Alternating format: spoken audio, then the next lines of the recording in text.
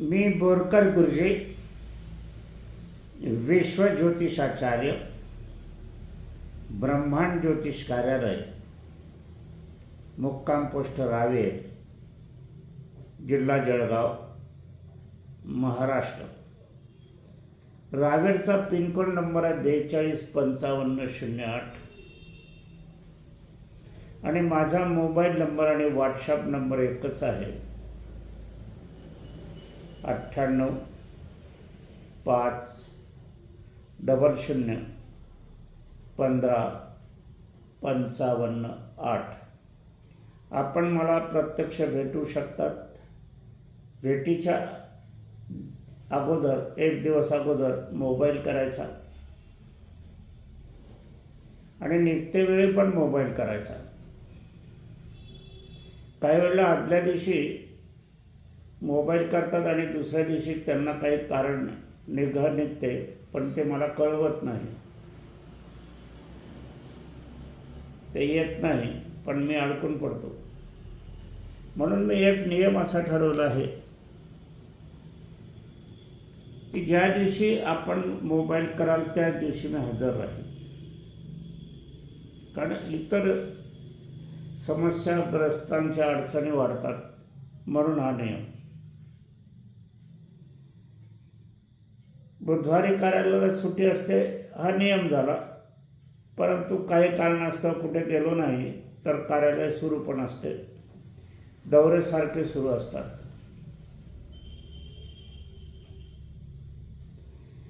वर्तमान स्थितीमध्ये आज मी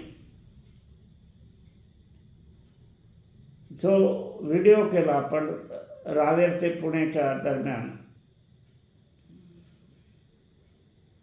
तो शनी 3.5 शक्तिपीठ कुठे आहे, काय आहे, आणि शनी शिंगणापूर विषयी माहिती थोडक्यात आपण घेतली.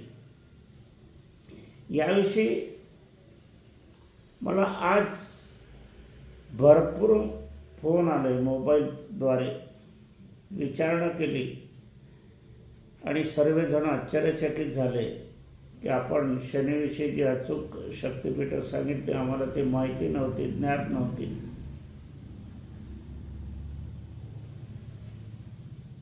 आणि आम्हाला कोणी सांगितली पण नाही. सर्वजण ज्यांनी मोबाईल केले ते आश्चर्यचकित होत होते आणि योग्य मार्गदर्शन केल्याबद्दल मला धन्यवादही देत होते.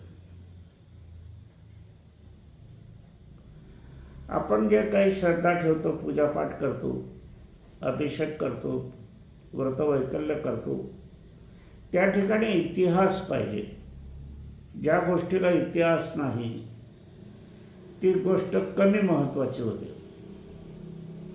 तीर्थक्षेत्रीचा दर्जा, शक्तिपीठाचा दर्जा याला इतिहास लागतो. तिथे देवी देवतांचं वास्तव्य आलेलं असायला हवं. रावेर गावातील राम मंदिर आणि अयोध्यातील राम मंदिर यात फार मोठा फरक आहे. रावेरला हे जनतेने बसवलेले राम मंदिर आहे, सार्वजनिक असतील, खाजगी असतील. परंतु अयोध्येचं जे राम मंदिर आहे तिथे रामाचा जन्म झालेला आहे.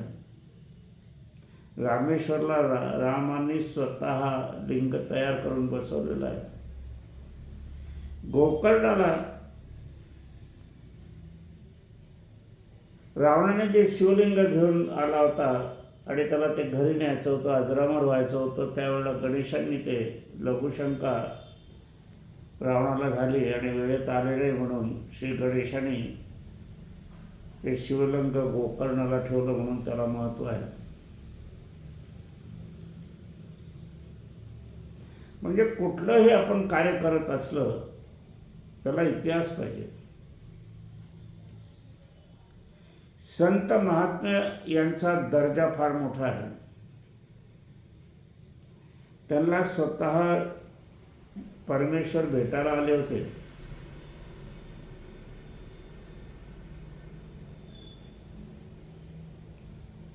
परंतु महाराज जे आहे ते ईश्वराचे भक्त आहे. ईश्वराची आराधना केली आहे त्यांनी.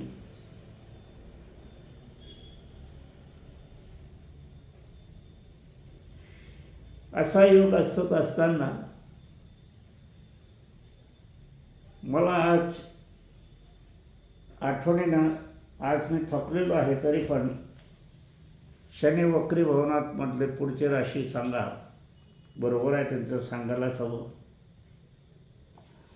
आज आहे 31/7/2026 वार शुक्रवार, रात्रीचे 10:30 होत असतील. व्हिडिओ क्रमांक आहे हा 621. शनी वक्री आपण बघत आहोत, प्रत्येक राशीचं परिणाम होणार आहे. 31/7/2026 वार शुक्रवार. आजचा विषय शनी 26 जुलैपासून 10 डिसेंबर पावेतो वक्री असणार आहे. ग्रहमालेतील सर्वात महत्त्वपूर्ण ग्रह हा शनी आहे, हे लक्षात घ्या. व या शनी ग्रहाचे परिणाम सर्वतोपरी निसर्गावर, जीवित मानव जातीवर परिणाम होत असतात. या विश्वातील एक कण सुद्धा शनीच्या नजरेच्या आड जाऊ शकत नाही. महादेव एक शनीचे दैवत आहे, परंतु महादेवाला शनीने 7.5 लावली तेव्हा शंकरजी महादेव कैलास पर्वतावर जाऊन बसले. शनी त्यांना पाहायला गेला. ते पर्वतात लपले, जमिनीत गेले, वृक्षामध्ये गेले, नंदीमध्ये गेले, पाण्यात लपले, पानात लपले, पाण्यामध्ये पण लपले.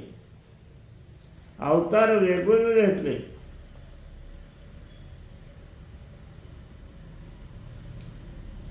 आणि स्थित्यंतर अनेक केली शनीच्या दृष्टीतून बचाव करण्यासाठी.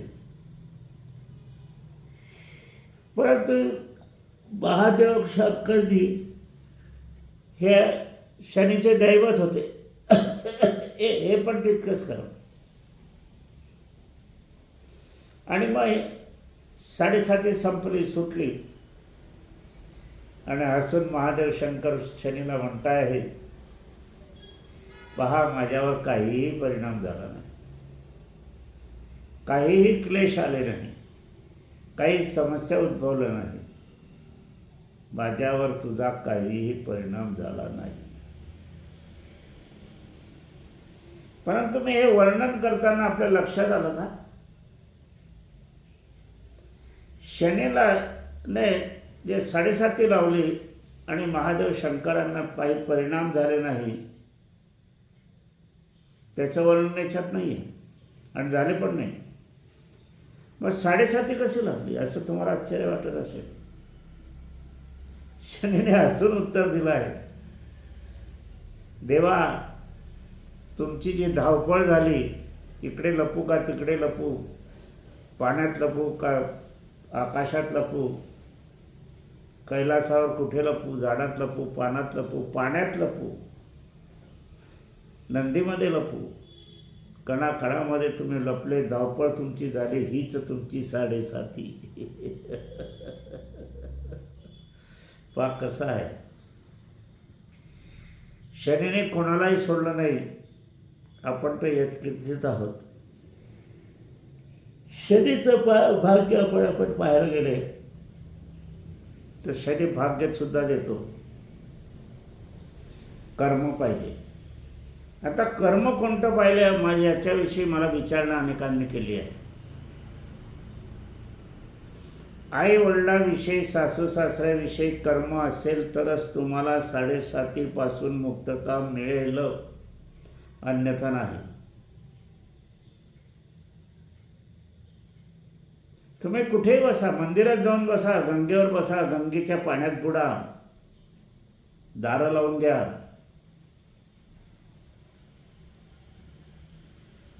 7.5 मुक्तता होणार नाही. आईवडिलांविषयी कर्म चांगलं नसेल, सासू सासऱ्याविषयी चांगलं नसेल, तर भोग होणारच आणि भोगावे लागणारच. आता भोग कसे लागणार, तर जसं तुमचं कृत्य असेल तसं. काहींच्या बाबतीत मरणसुद्धा, मृत्यूसुद्धा, काहींच्या बाबतीत अपघात, व्यापारात तोटा, नुकसान, नोकरी जाणे, कोर्ट कचेरीचे प्रसंग होणे, कोर्टात शिक्षा होणे, आरोग्याचा ऱ्हास होणे, अघटित त्याला औषध मिळणार नाही अशी आरोग्य रोग तुम्हाला आपणाला सर्वांना, ज्यांचं कर्म नसेल त्यांना होणार. मुक्तता नाही, जसं असेल तसं.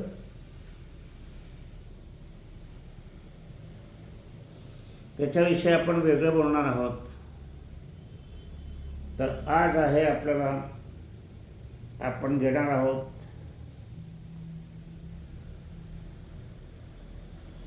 कर्क राशी. निसर्गाच्या जीवित मानव जातीवर परिणाम होत असतो. इतकेच काय, देवादिकांना पण शनीपासून सुटका मिळाली नाही. आकाश, पृथ्वी, पाताळ या तिघे लोकात शनीचा दरा आजही कायम आहे.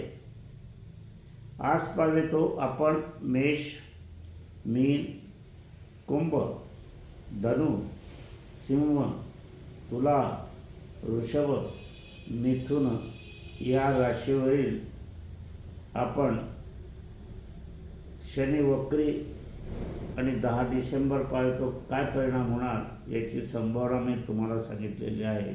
आपण मार्गदर्शन घेतलेलं आहे. आज आपण कर्क राशी आणि कन्या राशी घेणार आहोत. प्रथम कर्क राशीचा विचार आपण करूया. कर्क राशीला शनी 9वा राहणार आहे. 9वे स्थान भाग्यस्थान असते, लक्षात घ्या. भावस्थान खरे अर्थाने आपणास 7.5 जरी नसली तरी पण भाग्यभावस्थानी 9वा शनी भाग्यात 7.5 आणणारा, मृत्यूभावाच्या स्थानात 7.5, पितृभावात 7.5, देवभावात 7.5, दैवभावात 7.5, नशीबभावात 7.5 कार्यरत आहे आणि पितृभावात 7.5. आणि असले योग बघण्यासाठी जाणकार ज्योतिषाची आवश्यकता असते. ज्योतिषशास्त्र हे अत्यंत गहन शास्त्र आहे. 7.5 मला नाही असं तुम्ही समजता आणि दुःख, कष्ट, समस्या, हानी झाले तर मग का झाली, तर 7.5 कुठल्या भावात आहे, कशी आहे हे बघायला हवं. विद्यार्थी वर्ग काही स्पर्धा परीक्षा देत असलेस, गायन, भजन, तबला, नाट्य, कीर्तन आपण शिक्षण घेत असलेस त्यात आपण यशस्वी व्हाल. पत्रकार आहात, संपादक आहात, लेखक आहात, वार्ताहर आहात, यांना यात प्रस्तुत 7.5मध्ये मोठा मान सन्मान मिळणार आहे. उत्तम लाभ देणारी 7.5 राहील. कर्क राशी स्त्री पुरुषांनी आपले तब्येतीकडे मात्र लक्ष द्यावे. डोकेदुखीचे आजार, पोटाचे आजार, डोळ्याचे विकार, डायबिटीस, दीर्घकालीन अनारोग्याची संभावना, आरोग्याकडे जेवढं लक्ष द्याल तेवढं कमी होणार आहे. कामे कमी झाली तरी चालते, परंतु आरोग्याकडे लक्ष द्यावे. जांभळा येऊन राहिल्या, झोप आहे, कारण रात्रीचं जागरण कालही होतं, आजही आहे. ज्यांचे अतूट श्रद्धा आहे असेच पूजन अर्चन करा. मनाविरुद्ध झालेल्या घटनाचा विचार न करता त्या पसनी पाडून घ्या. तुमच्या आयुष्यामध्ये अशा काही घटना घडल्या आहे, या 7.5चे परिणाम असे काही झालेले आहे की ते घटनाचा परिणाम तुम्ही वारंवार त्याचा विचार करत आहात आणि त्याच्यामुळे आपल्याला अनेक कामं तुमचे अडकळून पडलेली आहे. तुम्हाला असं वाटते की आता समाज काय म्हणेल, नातेवाईक काय म्हणतील. अशा घटना तुमच्या ह्याच्या जीवनात झाल्या असेल तर त्या विसरून जा आणि त्या पचनी पडा. याच्याशिवाय तरुणोपाय नाही. जनता, समाज काय म्हणेल म्हणू द्या, घटना घडून गेलेली असेल. नोकरी इच्छुकांना नोकरीचा लाभ मिळेल. अविवाहितांना विवाह जमतील. सोन्यात गुंतवणूक भावी आयुष्यासाठी करा. शेतकरी वर्ग, मेडिकल, डॉक्टर, अडचणी अडथळे कामात येतील. यांनी चुकीचे कार्य करून कुणाचे नुकसान झाले, जीवितहानी जर झाली तर यांना वंश परंपरागत दुःख भोगायला शनी तयार आहे. शनीच्या याच्यामध्ये पंचमस्थान संततीस्थान येत आहे, हे लक्षात घ्या. म्हणजे तुम्ही कृत्य करा आणि मुलाला भोगायला लागेल. शनीची दृष्टी ही पंचम भावस्थानावर असल्याकारणाने हा योग होतो. असे असताना शनीचा ताप असा लोकांना सहन करावा लागेल. मातृपितृ सेवा ज्यांची आहे त्यांच्याकरता शनी हा धनी होणार आहे. कार्य करा. सोने चांदी, फळे, चामड्याच्या वस्तू, लेखक, तीर्थयात्रा कंपनी, लेडीज सामान, सौंदर्य प्रसाधने, पाण्याचा व्यापार, राजकारणी लोक, मेवा, मिठाई, कासे, सोने चांदी, शालेय वस्तू, दूध, दही, तूप, साखर, कापूस, कापड, कापूर महाग होतील. धावपळीचा काळ आहे. महत्त्वाचे कागदपत्र हरवण्याचा योग मोठा आहे. आपण अत्यंत सांभाळावं. आणि जी कागदपत्र आहे आपण विसरून जाणार आहात. कागद सुरक्षित आहे पण कुठे ठेवले हे तुम्हाला ऐनवेळी सापडणार नाही. म्हणून हे कागदपत्र आपली जी विश्वासू आहे, पतीने पत्नीला सांगावं, पत्नीने पतीला सांगावं, अशा रीतीने आपण ती जागी ठेवा आणि आठवड्यात राहील अशी व्यवस्था आपण करा. आता कन्या राशी घेऊ. 6वी राशी, स्वामी बुध आणि गणपती आपली दैवत. कन्या राशी हिरव्या रंगाचा वर्ण यांचा आहे. हे बुद्धिवादी राशी आहे आणि बुद्धिवादी राशी असताना यांचं दैवत गणपती आहे. अष्टविनायकाच्या यात्रा आपण करा. घरात गणपतीची स्थापना करा.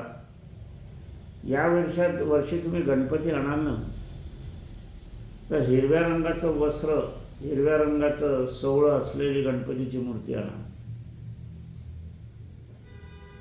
गणपतीची मूर्ती आणताना हे लक्षात घ्या की गणपतीचं आणणं सोपं आहे, पूजन करणं सोपं आहे, परंतु विसर्जन करणं कठीण आहे. मी ज्यावेळेला प्रवास करतो त्यावेळेला अनेक गटारीमध्ये कुठेतरी गटारीच्या भिंतीवर तुळ्याला मी पाहिलं. मी जात असताना त्या नाल्याच्या काठीच्या भिंतीवर पडलेल्या होत्या. मी रावेरून ईदगाव मार्गे ज्या वेळेला गेलो आणि जातो जळगावला त्यावेळेला घाणीमध्ये लक्ष्मीच्या मूर्ती पडलेल्या आहेत. ज्याचं आपण पूजन करतो, अर्चन करतो, प्रार्थना करतो, सुखात ठेव, लक्ष्मी दे, प्राप्ती होऊ दे, संतती होऊ दे, लग्न होऊ दे, अशा आकांक्षा तुम्ही विचार व्यक्त करता आणि ती मूर्ती अशा ठिकाणी विसर्जित ठेवता. कसं होईल तुम्हाला? त्या 10 दिवसाचं पुण्य कसं लाभेल? उलट तुम्ही तर पाप केलं. त्याच्यापेक्षा नाही बसवलेलं झालं. गणपती आणायला पैसे खर्च करतात. गणपतीचे 10-12 दिवस तुम्ही उत्सव करतात, प्रसाद वाटतात, रोषणाई करतात, पुष्कळसा खर्च करतात आणि विसर्जनासाठी कुठेही नाही तिथेच ठेवून देता. अहो, नदी असेल, तलाव असेल, विहीर असेल, धरण असेल, आता तर भरपूर आहे, तिथपावतर जाण्याची तसदी तुम्ही काय नाही घेत. आणि कोणाच्या भरोश्यावरही ठेव गणपती देऊ नये किंवा लक्ष्मीची मूर्ती देऊ नये.